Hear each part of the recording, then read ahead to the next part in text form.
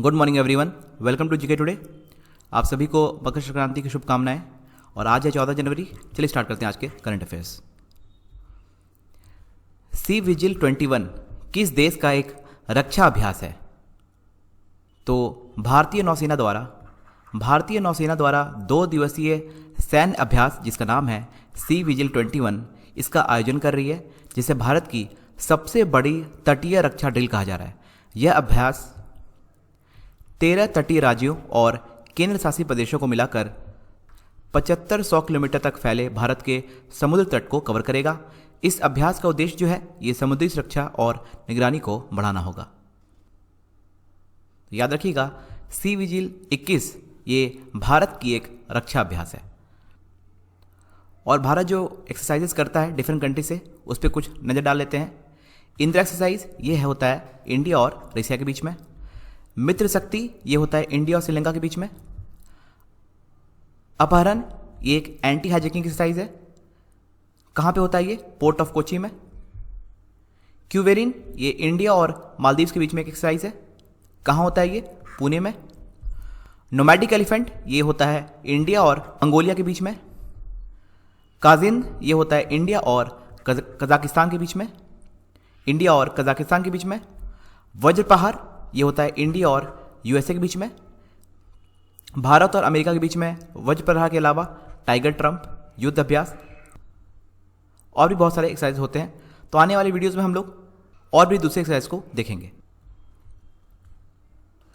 विरासत संरक्षण समिति जो हाल ही में खबरों में था, इसका नेतृत्व किस केंद्रीय मंत्रालय के अधिकारी कर रहे हैं? तो आवास और शहरी मंत्रालय के द्वारा यह किया जा रहा है।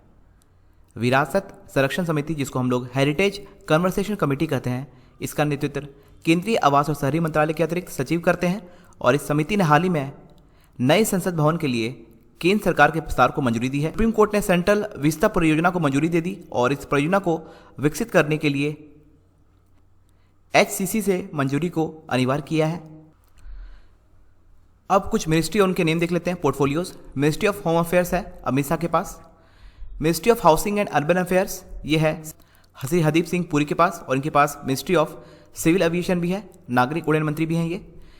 मिनिस्ट्री ऑफ कल्चर और मिनिस्ट्री ऑफ टूरिज्म मतलब कि पर्यटन और सांस्कृतिक मंत्रालय जो है ये श्री प्रहलाद सिंह पटेल के पास है। भारत के कुल भौगोलिक क्षेत्र के कितने प्रतिशत पर संरक्षण क्षेत्र फैले हुए हैं? तो ये है 5%। केंद्रीय पर्यावरण, वन और जलवायु परिवर्तन मंत्री प्रकाश जावड़ेकर ने 146 राष्ट्रीय उद्यान और वन्य जीव अभयारण्यों के साथ साथ देश में चिड़ियाघर के प्रबंधन प्रभावशीलता मूल्यांकन जिसको हम लोग मैनेजमेंट इफेक्टिवनेस इवैल्यूएशन भी कहते हैं, इसको जारी किया है। और वर्तमान में भारत में 903 संरक्षण क्षेत्र हैं जो देश के कुल भौगोलिक क्षेत्र का लगभग 5% है।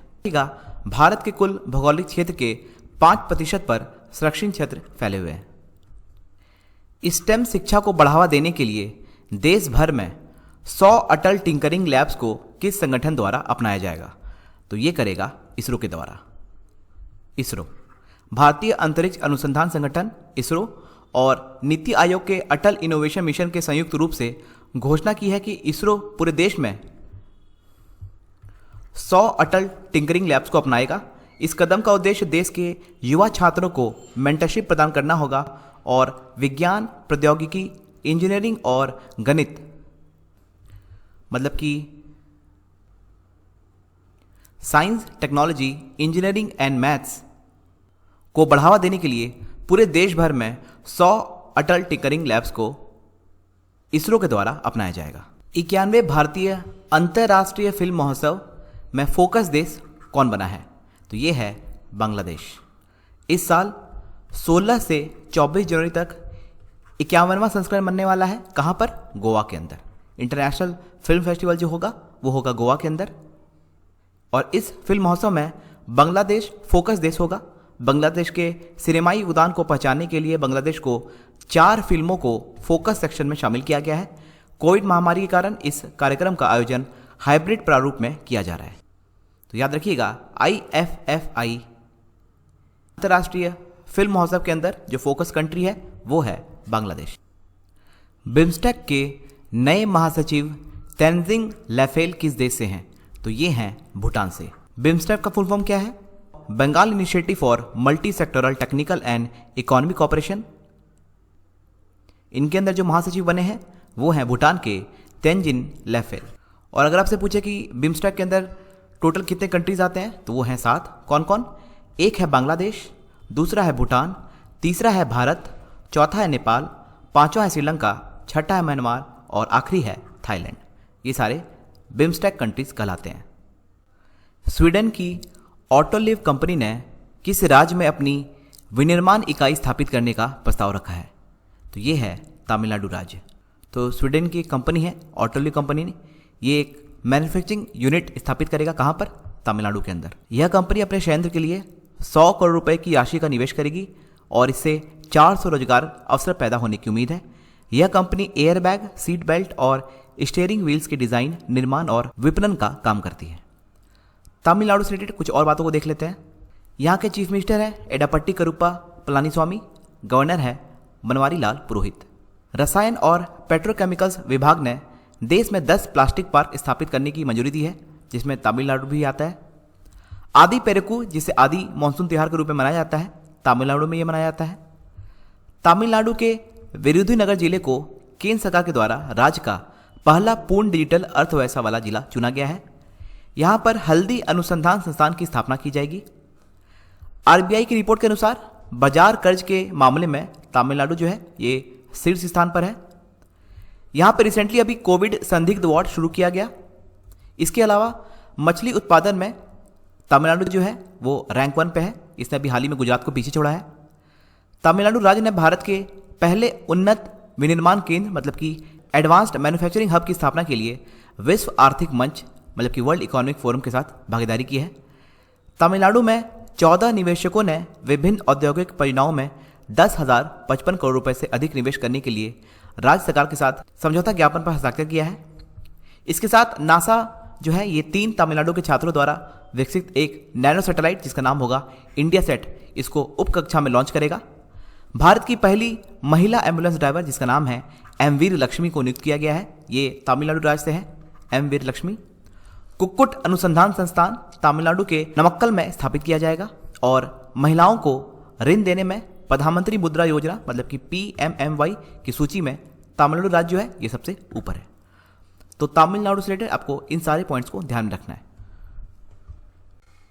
हेनले पासपोर्ट इंडेक्स के अनुसार किस देश का पासपोर्ट सबसे शक्तिशाली घोषित किया गया है? तो ये है जापान। हेनले पासपोर्ट इंडेक्स की हालिया रिपोर्ट के अनुसार जापानी पासपोर्ट ने दुनिया के सबसे शक्तिशाली पासपोर्ट की रैंक बराबर रखी है। जापान पासपोर्ट के साथ कोई व्यक्ति वीजा मुफ्त या वीजा ऑन अराइवल मोड द्वारा 191 देशों की यात्रा कर सकता है। भारत इस सूची पे 85th पोजीशन पे याद रखें 50वें स्थान पर है, जबकि सीरिया, इराक और अफगानिस्तान सबसे खराब पासपोर्ट रखने वाले देश बने हुए हैं। तो मोस्ट पावरफुल पासपोर्ट किसका है according to Henley passport index? ये है जापान का। अमेरिका ने हाल ही में किस देश को आतंकवाद के प्रायोजक देश के रूप में नामित किया है? तो ये है क्यूबा। अमेरिका ने हाल ही में क्यूबा को आतंकवाद के प्रायोजक देश के रूप में नामित किया है। अमेरिकी विदेश मंत्री जो है वो है माइक पॉम्पियो। इन्होंने इस फैसले की घोषणा की है। अमेरिका ने आरोप लगाया है कि क्यूबा जो है ये बार बार अंतर्राष्ट्रीय आतंकवाद के कृत्यों के लिए समर्थन प्रदान कर रहा है। और अभी अमेरिका क्यों न्यूज़ में था? क्योंकि अमेरिका ने अभी मलाला यूसुफजई स्कॉलरशिप एक्ट पारित किया है। इसके अंदर जो भी पाकिस्तानी महिलाएं हैं उनको उच्च शिक्षा देने के लिए उनको उच्च शिक्षा के लिए 50% स्कॉलरशिप दिया जाएगा। इसके साथ ही अमेरिका जो है पाकिस्तान के इंटरनेशनल एयरलाइंस पे पाबंद लगा दिया है। और अमेरिका के जो प्रेसिडेंट है जो बाइडेन और वाइस प्रेसिडेंट है कमला हैरिस, इन्हें टाइम मैगजीन के according person of the year से सम्मानित किया गया है। यूएस कैपिटल हिंसा के बाद एप्पल, अमेजॉन और गूगल ने किस सोशल नेटवर्क को निलंबित कर दिया है? तो यह है पार्लर। प्रमुख प्रौद्योगिकी कंपनियों एप्पल, अमेजॉन और गूगल ने पार्लर नामक सोशल नेटवर्क को निलंबित कर दिया है। यह कहा जा रहा है कि इस प्लेटफॉर्म ने हिंसा भड़काने वाली सामग्री को नियंत्रित करने के लिए पर्याप्त उपाय नहीं किए हैं। पार्लर। केंद्रीय कृषि मंत्रालय की किस योजना ने हाल ही में 5 वर्ष का आंकड़ा पार किया है? तो यह है PMFBY प्रधानमंत्री फसल बीमा योजना। केंद्रीय कृषि मंत्रालय की प्रधानमंत्री फसल बीमा योजना ने हाल ही में अपने लॉन्च के 5 साल पूरे किए हैं और यह एक फसल बीमा योजना है जिसे 13 जनवरी 2016 को लॉन्च किया गया था।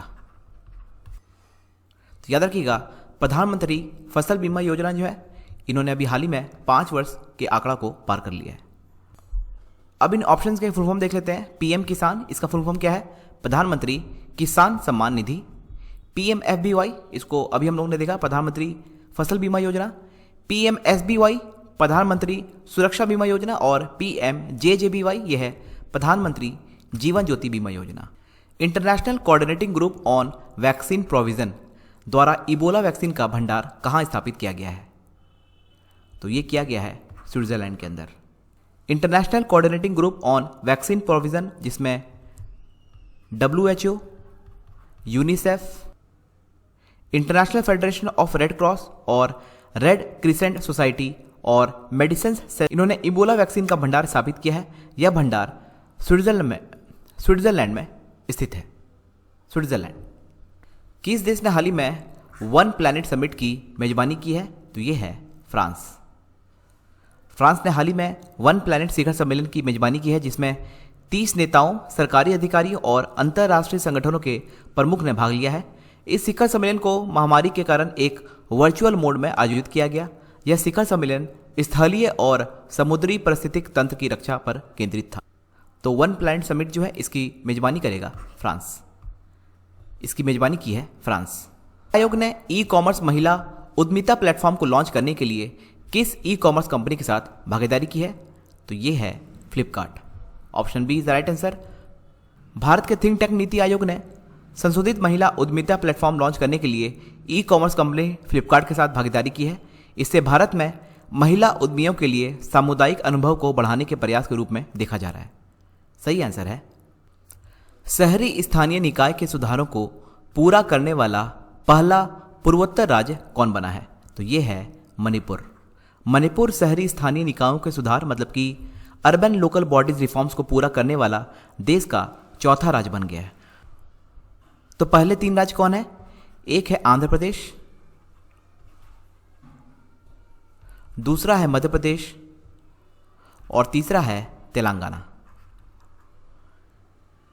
इन तीनों राज्यों के बाद इस सूची में शामिल होने वाला जो राज्य है वो है मणिपुर।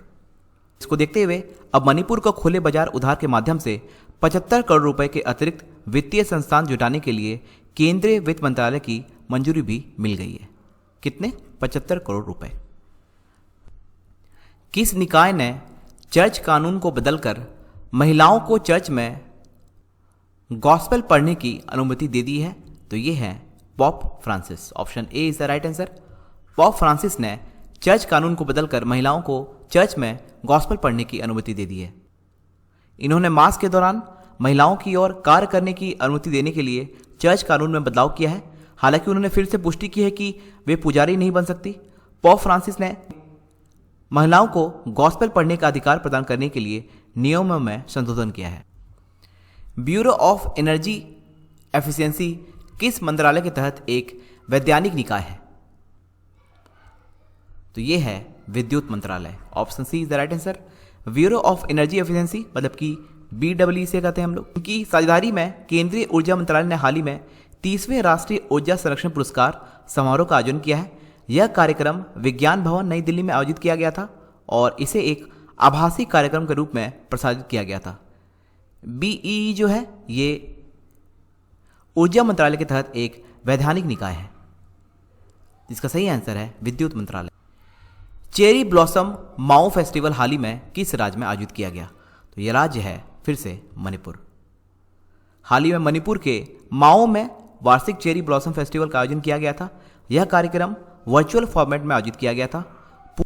पूरे माओ शहर को चेरी ब्लॉसम फूलों से सजाया गया था और इसे फेसबुक, यूट्यूब, इंस्टाग्राम आदि पर लाइव स्ट्रीम किया गया था। वेद प्रकाश मेहता ये किस क्षेत्र से जुड़े हुए थे? तो इनका क्षेत्र था पत्रकारिता। वेद प्रकाश मेहता जो है ये एक प्रसिद्ध भारतीय अमेरिकी उपन्यासकार और पत्रकार थे जिनका हाल ही में 86 वर्ष की आयु में निधन हो गया। वे लंबे समय तक न्यूयॉर्कर पत्रिका से जुड़े हुए थे। न्यूयॉर्कर। वित्तीय स्थिरता रिपोर्ट किस संगठन द्वारा जारी की जाती है?